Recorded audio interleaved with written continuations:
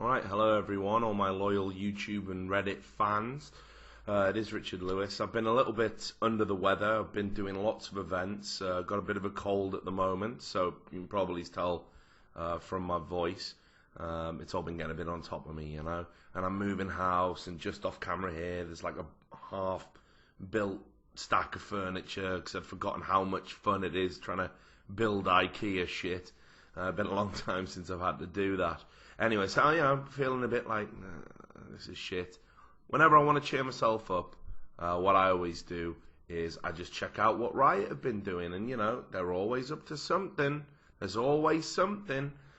So I try to catch up on what's been going on in the world of League of Legends over the week. And a lot of it wasn't really that interesting. And then I stumbled across an article which is all about the creation of Teemo.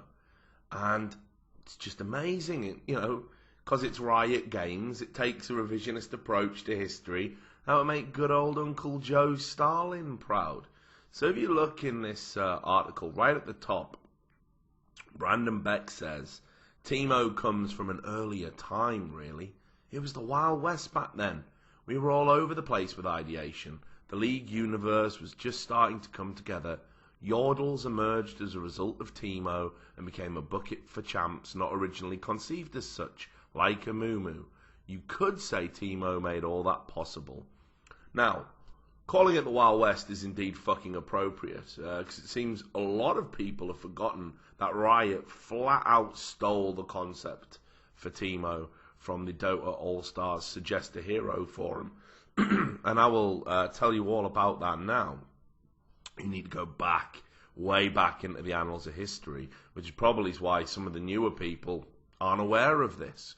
So one of the main reasons for all the animosity between Dota players and League of Legends is this, basically. There was a guy called Pendragon. He was the chap behind the Dota All-Stars forums, which was the main hub for the Dota mod, which you played through Warcraft 3.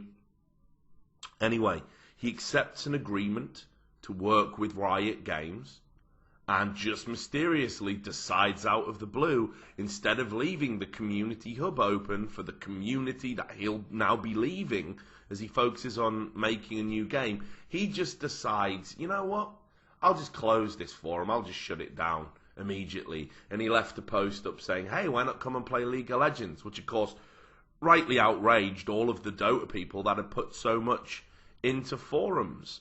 You know, and it's incredible, really, to think that even back then, even before League of Legends became the phenomenon that we know it is now, Riot had a very clear mission statement, and that was to destroy the competition using any means possible to establish dominance within the marketplace. So I'm guessing a lot of money changed hands for that particular act, and he agreed.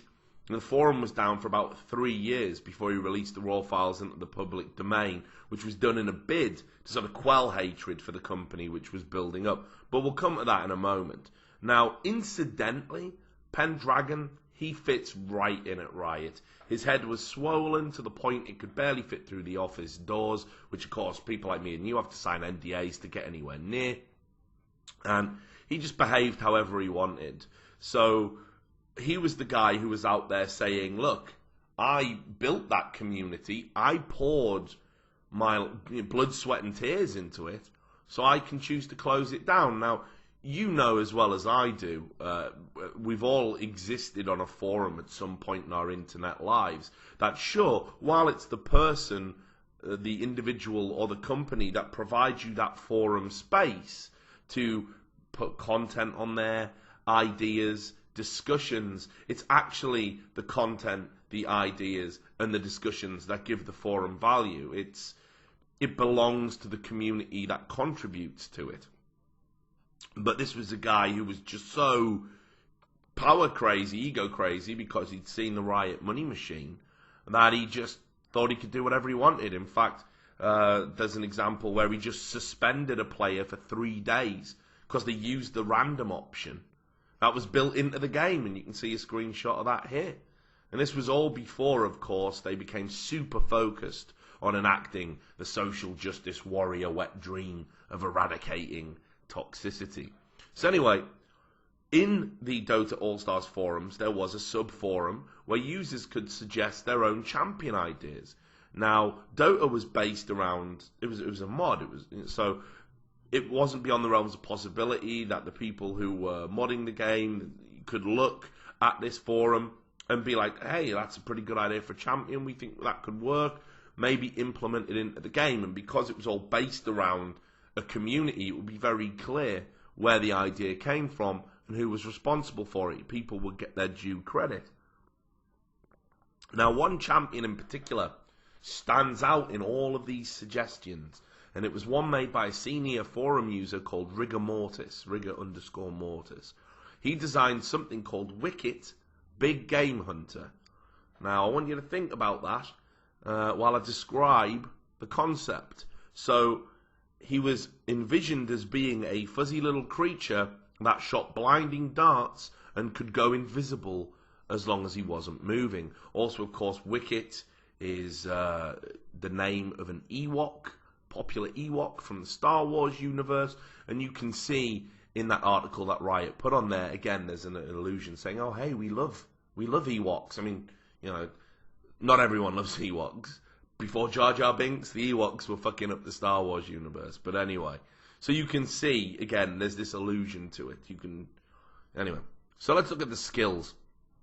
Now, Wicket's first skill is clearly the inspiration for Teemo's fourth ability, the equivalent of the ultimate, what's there in place of the ultimate, the Noxious Trap. It was called Bear Trap, and this is how they worked. So you would place a trap somewhere on the map, and anyone to move within 200 units of it would set the trap off. And it would do damage over time, and the damage over time would increase with more levels you had in it. Now, things to note about these bear traps is they are invisible. You can place up to 16 bear traps at once around the map. The traps would stack while the hero was moving around and not engaged in combat, and you carried more than one at any time to put them down. People would have to walk onto the traps in order to activate it, and then it would do damage, and as we've said, it would do damage over time. Now, again, I'm clearly describing the mushrooms that we've all come to know and love, aren't I? Now, you can clearly see that. So, alright, let's look at what else he had. He had an ability called Stealth, which of course would be quite similar to Teemo's passive Camouflage.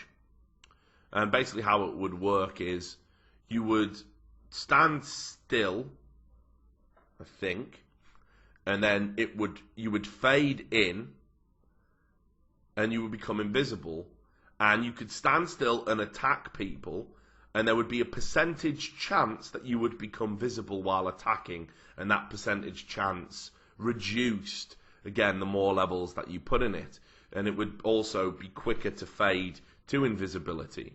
So they're not exactly the same, but you can see they're really close. You can see that it was changed a bit to fit into League and to fit the idea of Teemo. And you can also see as well, or you would be able to see, that in the original source material for Teemo, there was talk about him having a blinding dart, that he could blind opponents so they couldn't attack him. And then this was, I think, removed in later revisions because it was deemed to be a bit out of sorts, a bit too overpowered or whatever. Now, at this juncture, it's probably worth mentioning that the reason I'm talking about revisions and what we can and can't show you is I've had to dig up an old web archive just to even show you proof of this. And you're going to see why. But just before we get to that, if you're a pro-Riot person and you think, you know, Riot wouldn't do anything untoward, you're probably thinking, Richard, come on. All MOBAs have derivative characters in them. All MOBAs have shared ideas in them. But let's just be absolutely clear about what this is. These forums were made by the community. They were there. They were basically a suggestion box. What would you like to see in the Dota mod? Then they were suddenly closed like that to the community that made them. And then the League of Legends team mined them for ideas. Just mined them back in the early days of League of Legends. And any that they used, absolute zero credit handed out to the people. And this has all happened while Riot have gone en route to making billions. And here's the thing, it doesn't even stop there. So despite there being evidence that suggests other heroes that have been created by Riot were taken from these forums, principally Rammus and Nocturne, Teemo is perhaps the most obvious. Yet when the copies were finally released by Pendragon all that time afterwards, there was one notable problem. The forums were released in their entirety except the Suggest a Champion forums. They were just removed, corrupted, whatever you want to call them. And you can see from the post when Pendragon finally announced, hey, I'm releasing the Dota forums, somebody replied to it after a couple of guys in that were like, hey, I suggested a champion and it looks really similar to something Riot made. And one user replied here by saying, there's a text file in the zip that Pendragon provided called Dota Forum IDs. It shows that a hero suggestion subforum was indeed in existence when the site was active. Here's the twist. The .sql files that are also contained within agree with every other forum ID except that one, as in all the other subforums are there, but there is nothing about any hero suggestions. I've spent the better part of an hour dissecting the file. Envision_bb_IVF_posts.sql, which is where I found the other subforums, and it's just simply not there. Basically, any chance you had at proving that you designed those champions is gone. I do recommend that you, or someone with some time, double check my work. I'm only human. I could have made a mistake. I'm only telling you what I found, and that's nothing. I will warn you, though, it will take a very long time to open that file, but reading it is fairly easy, and anything that can read text can open it. So, and this is the bit where it's, again, a bit of a smoking gun. All that being said, most of the files have been tampered with to a degree, as all data tables within the files were dumped. It even says they were dumped October 25th of this year around 5 PM. Take that information how you will. I'm just stating the contents. And of course, the reaction from Rigor Mortis, who was going on under a different name on Reddit, was, I've been able to access things like the first drafts of my hero ability item suggestions, but edits I've made seem to be gone, so my proof isn't there, and they cleaned it up. So now I'm just a big lying idiot. So yeah, sad face. So ultimately what they did when they released this over to the public was they went through it and they scrubbed out any of the suggestions because they didn't want to get the criticism, didn't want to be open to any legal action. Not that I'm even certain they could, but this is Riot. They do like to cover themselves on this front.